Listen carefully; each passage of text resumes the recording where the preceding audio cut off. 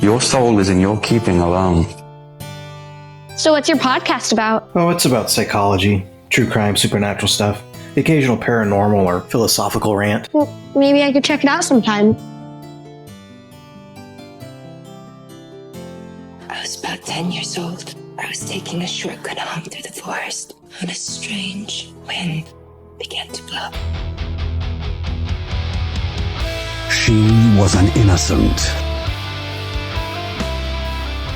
To get anything of value, you have to sacrifice. The harder thing to do and the right thing to do are usually the same thing. When you stand before God, you cannot say, but I was told by others to do thus, or that virtue was not convenient at the time.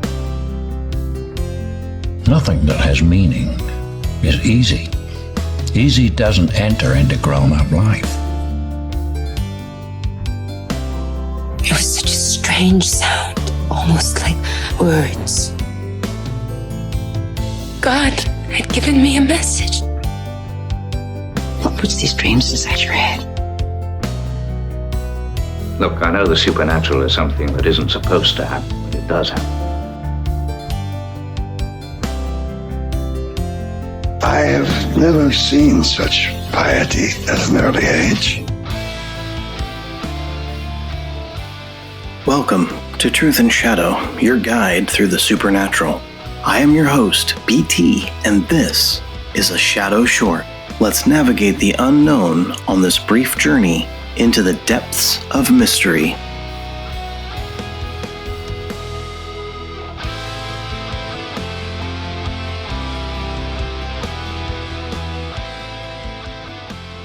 When most people hear the name Joan of Arc, they think of the warrior. The picture of a young woman in armor carrying a banner before French soldiers, standing before kings and commanders, and eventually facing the fate that would transform her into both a martyr and a saint. Yet, before there was a warrior, there was a child. To understand Joan of Arc, we must begin not on the battlefield, but in a small village in northeastern France. Her story starts with a birth that seemed entirely ordinary, in a kingdom that was anything but. Joan was born around January 6, 1412, in the village of Domremy. No one marked the occasion as extraordinary, and there were no prophecies attached to her cradle, no chroniclers recording her arrival. To her parents, she was simply another child entrusted to their care. Yet history often hides its most remarkable figures in the most unremarkable places. France in 1412 was a nation struggling to survive. The conflict we now call the 100 Years' War had already consumed generations. What began as a dispute over royal succession had evolved into a prolonged struggle that touched every level of society. Armies marched across the countryside. Trade was disrupted. Taxes increased, and uncertainty became part of a daily life. Even people living far from major battles felt the consequences of a kingdom locked in conflict. The situation was made worse by the condition of Charles VI, King of France. The monarch suffered from recurring bouts of severe mental illness that often left him unable to govern effectively. As royal authority weakened, powerful nobles competed for influence. Rival factions known as the Armagnacs and the Burgundians turned against one another, dividing France at precisely the moment unity was most needed. Domremy sat near the frontier regions of eastern France, far from the centers of power but not isolated from events. News traveled slowly, yet stories of war, political intrigue, and shifting loyalties eventually reached the small town. Joan's father, Jacques, was a farmer who owned land and livestock. While not wealthy, he was more than a struggling laborer. He held a respected position within the community and participated in local affairs. Her mother, Isabelle Romay, was remembered for her deep religious devotion. The household into which Joan was born reflected the realities of medieval life. Families survived through constant labor. Fields needed tending, animals required care, clothing had to be made and repaired, food had to be preserved for winter. Every member of the family contributed. Childhood was not a long season of leisure, but an early introduction to responsibility. Religion formed the foundation of daily life. The church was not simply a place people visited once a week. It shaped how they understood the world. Feast days organized the calendar. Church bells marked the hours. Biblical stories were learned through sermons, song, and religious art. Most of these villagers could not read, yet they possessed a much deeper understanding of Christian teaching. To modern people, the medieval worldview can seem distant. Yet for Joan's family and neighbors, the spiritual realm was not abstract. Angels, saints, miracles, and divine intervention were accepted as realities. To them, heaven felt close. The saints were viewed as active intercessors. Faith was woven into every aspect of life, from planting crops to burying the dead. Joan would grow up immersed in this environment. The village church stood at the center of community life. Baptisms, marriages, funerals, feast days, and processions connected villagers to one another and to the wider Christian world. In an age of political instability, the church often provided a sense of continuity that governments could not. Despite the uncertainty surrounding France, life in Domremy followed familiar rhythms. The seasons changed, crops were planted and harvested, children grew, families gathered for worship. Sure, there was hardship, but there was also stability. What no one could know for sure was how dramatically the coming years would alter the course of French history. It was within 3 years France would suffer the devastating defeat of Agincourt.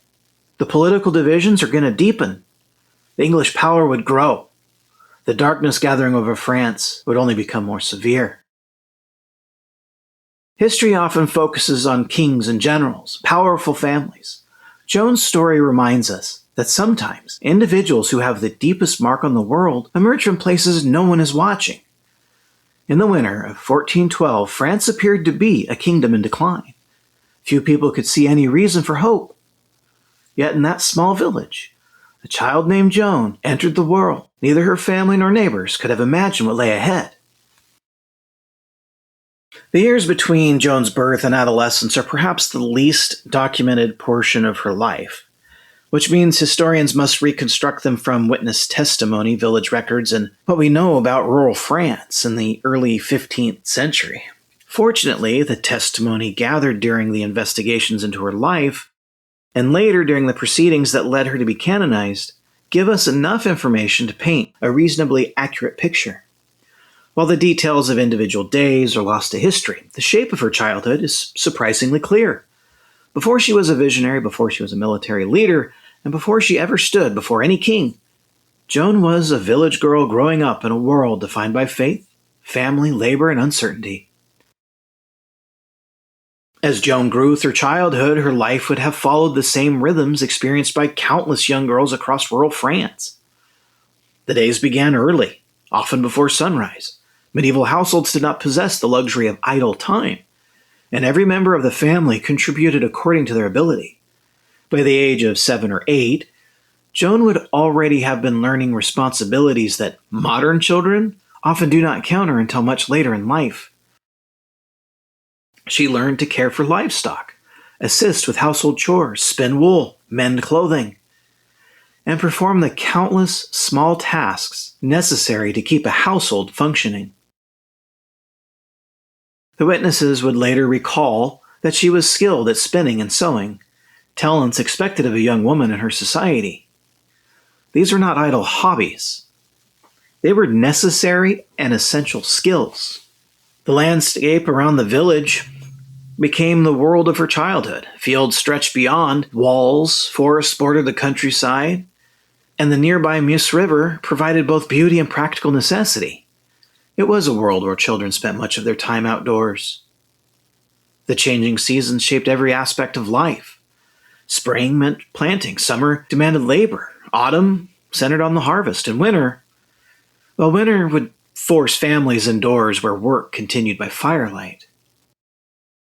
Yet while labor occupied much of her day, religion occupied much of her mind. Modern people often underestimate how deeply Christianity permeated medieval society. For Joan and her neighbors, faith was not merely a subjective belief system. It was the framework through which reality itself was understood. The stories of Scripture were as familiar to her as local legends. The world was understood as a place where the natural and the supernatural existed side by side.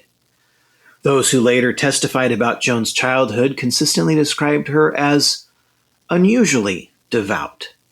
Now, this does not mean she spent every single waking moment in prayer, or that she was regarded as some kind of child saint. No, she appears to have possessed a seriousness about the faith and about being a disciple of Jesus that stood out from the population. Friends and neighbors remembered her attending Mass regularly, whenever possible.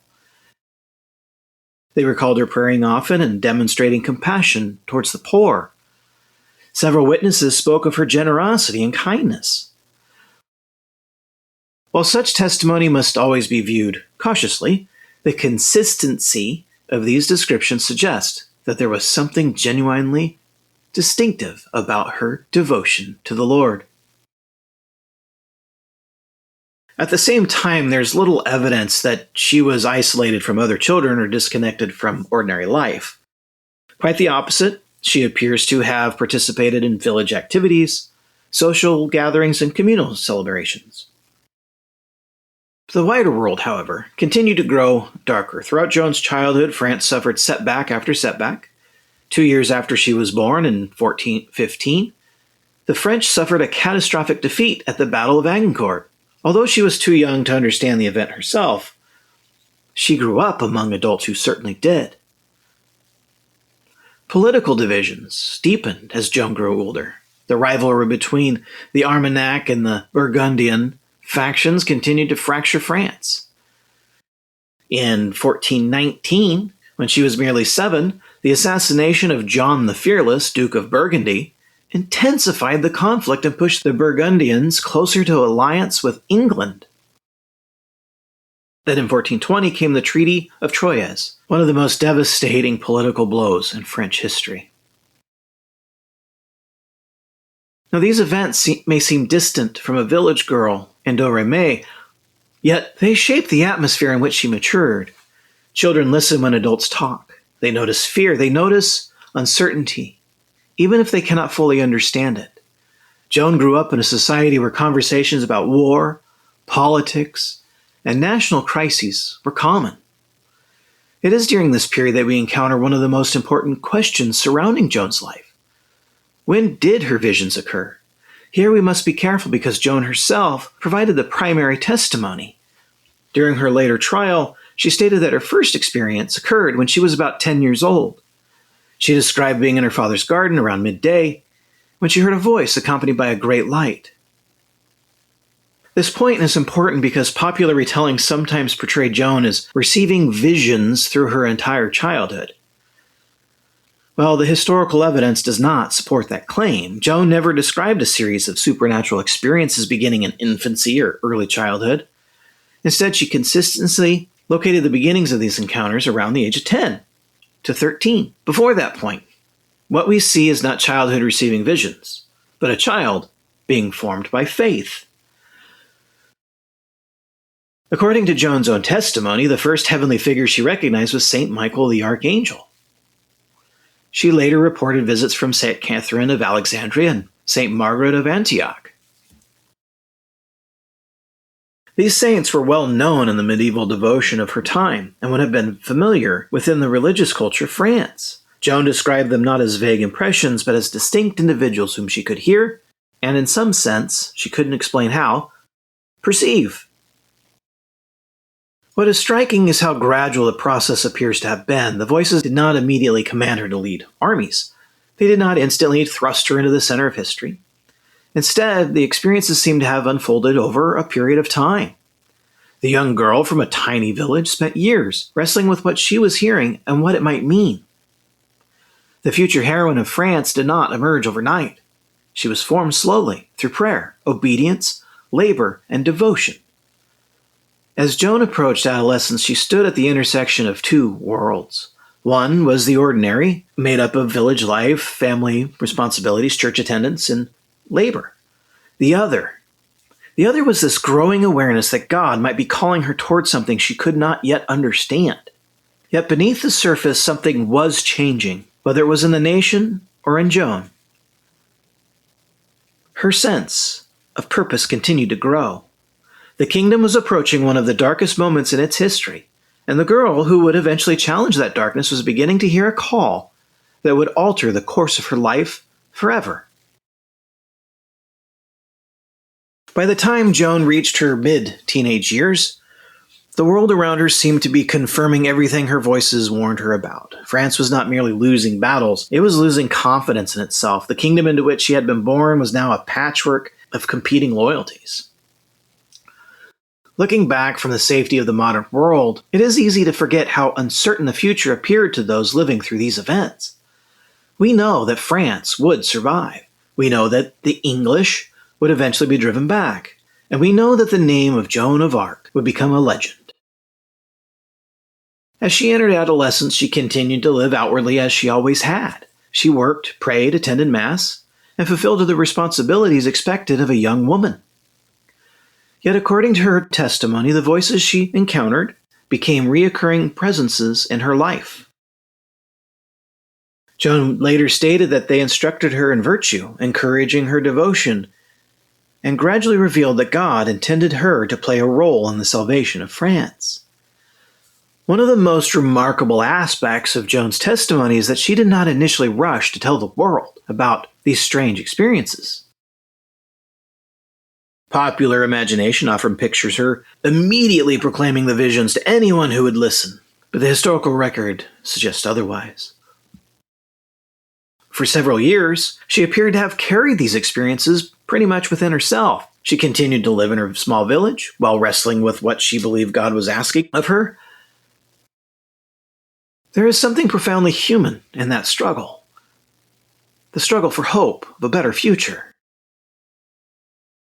Meanwhile, the situation in France continued to deteriorate. In 1422, about the age that she was about 10, both King Henry V of England and King Charles VI of France died, basically in a couple of months apart.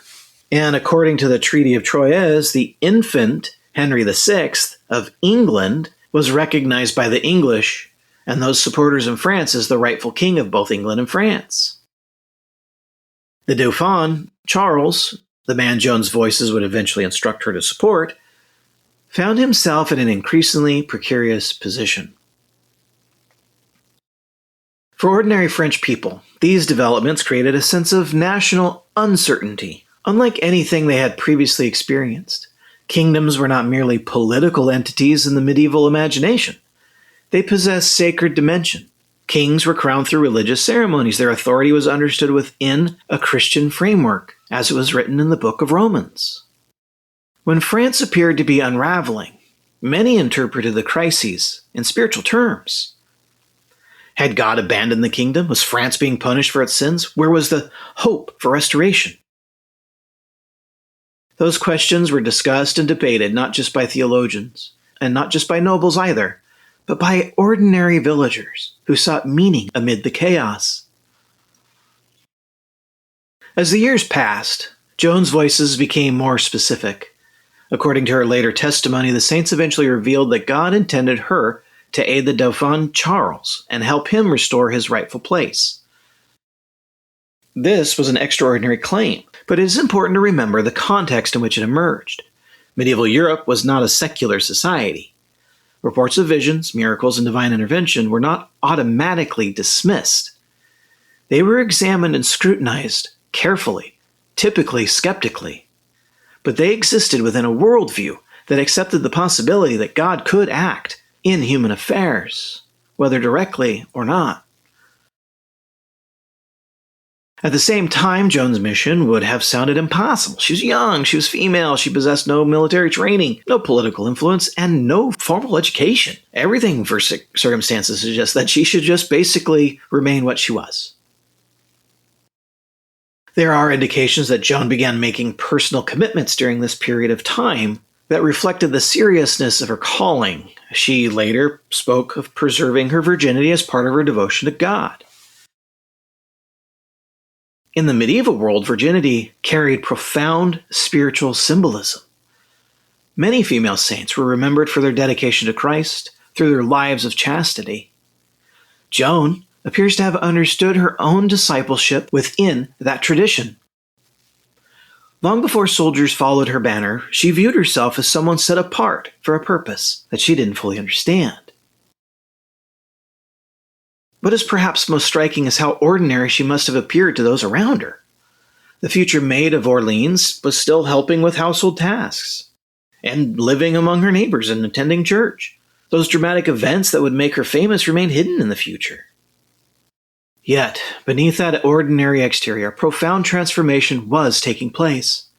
Joan was moving from belief to conviction.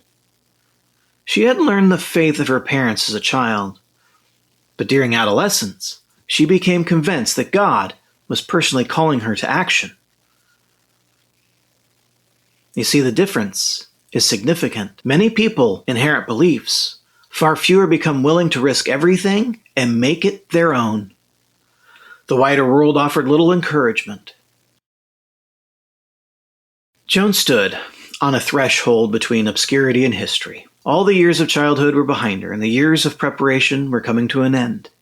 The voices that had first spoken to a frightened child now demanded action. Soon she would leave the village she had always known. Soon she would begin seeking audiences with men who possessed wealth, titles, and military authority. Soon she would step onto the world stage.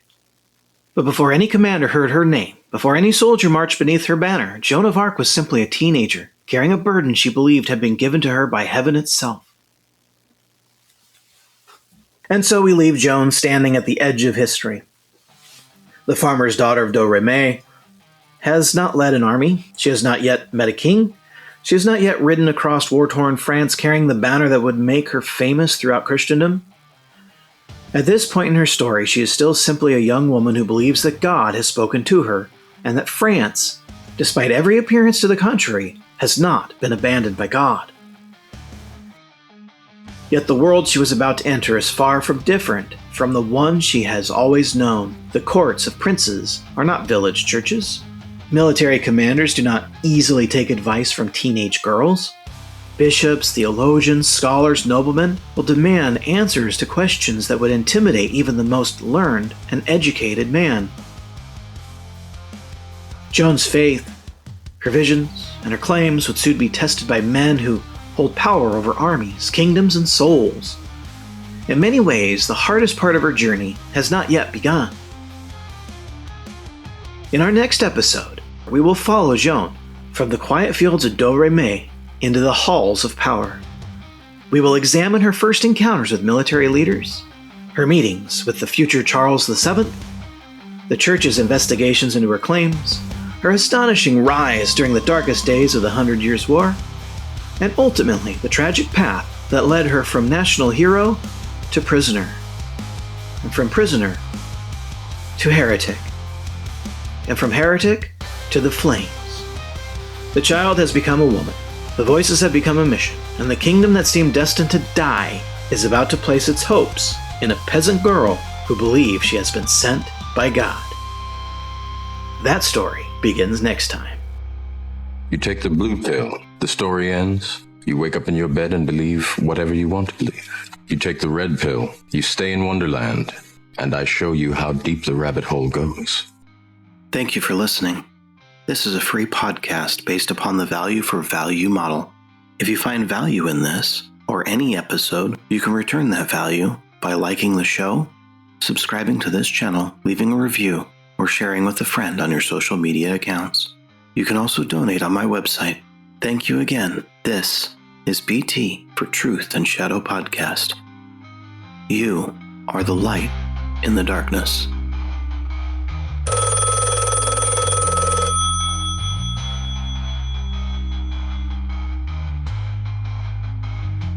And I show you how deep the rabbit hole goes. And I show you how deep the rabbit hole goes.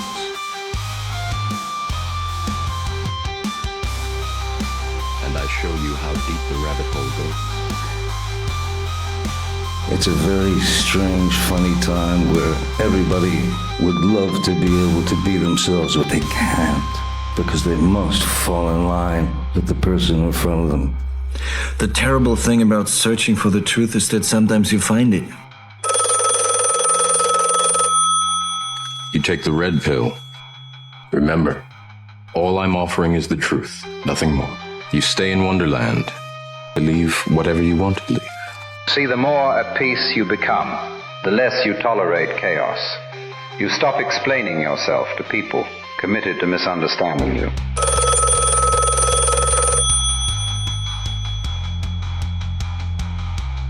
You want to live that kind of life? I wish you the best. I'll be on the other side somewhere. Protecting your peace isn't about shutting the world out. It's about keeping your inner world clear enough to hear your own soul. The truth, nothing more.